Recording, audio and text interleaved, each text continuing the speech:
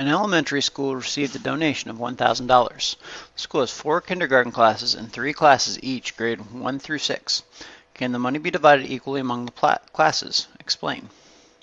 Okay, so it looks to me like we need to figure out how many classes there are before we know if $1,000 can be divided evenly into those classes. So let's just see here. Looks like we have kindergarten, 4 classes. And then we have first grade 3, second grade 3, third grade 3, fourth grade 3, fifth grade 3, and sixth grade 3. So altogether we have 4, 7, 10, 13, 16, 19, 22.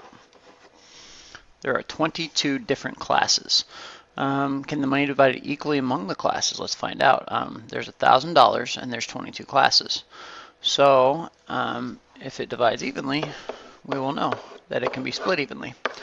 $1,000 divided into 22 classes.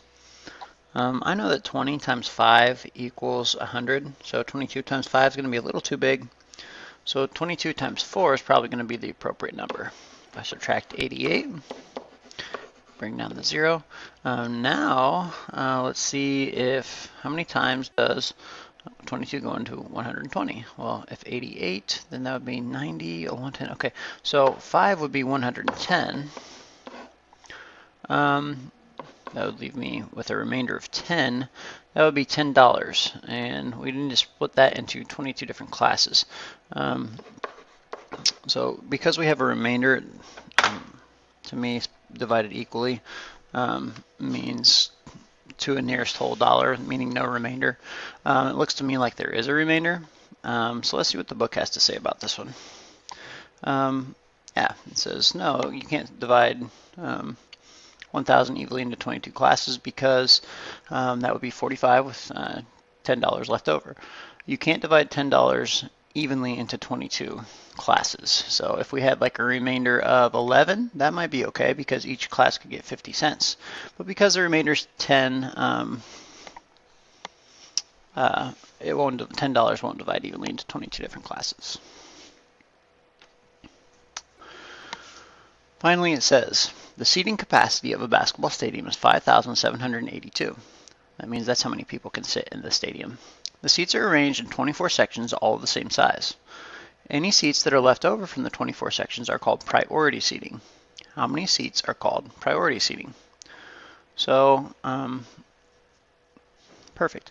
I think that in this case we have 5,782 seats, or that's how many people fit in there. And there's 24 sections of the same size. So what we need to do is we need to figure out how many 24s fit into 5,782.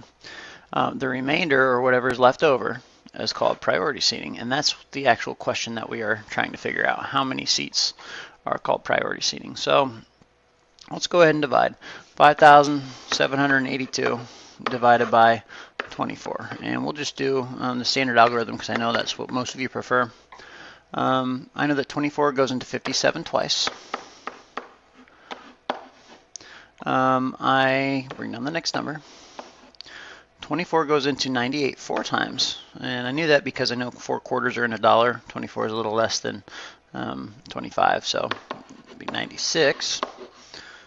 Bring down the 2. Okay. Looks like 0 needs to go in there because 24 doesn't go into 22. And now that I've run out of numbers to carry down, instead of going with a decimal point or continue on this problem, I know that there are 22 seats of the next 24 seats left over. So each section could have 240 people in it and then 22 priority seating. Sometimes people want to put 240 remainder 22 as the answer, but really it just asks how many seats are called priority. And so these seats that don't fit evenly into the sections, those are the priority seats. So in this case, it will be 22 seats. We can try the partial quotient just one more time as well. 5,782 divided by 24.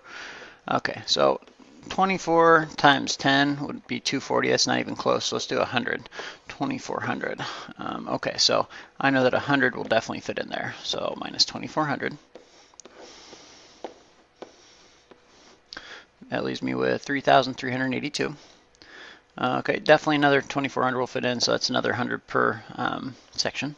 So subtract 2400 again. Looks like we have 982 seats left. Let's do some estimation here. I see that 24 times 10 would be 240. I could continue to add 10s on there, or I could do some mental math and try to figure out exactly how many 24s fit in there. I'm just going to continue to add 10s. It's a little less strenuous on my brain. Another 10 will fit in there. There's another 240 gone. 502. Okay, now I can do a little bit.